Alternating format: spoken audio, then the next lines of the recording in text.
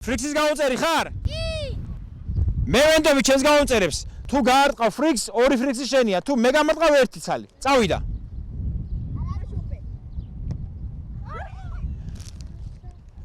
რა ქენი ბიჭო? ორი ჩიფსი! ორი ჩიფსი შენ ეს ახალი გემოებია და გასინჯე. წავალ.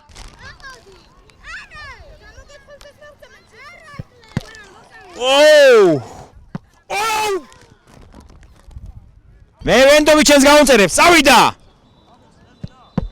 ჩემი. ორი ჩიფსი შენ. ბიჭო რა ხდება? ახლოს იყავი. მიდი გენდობი ძმა.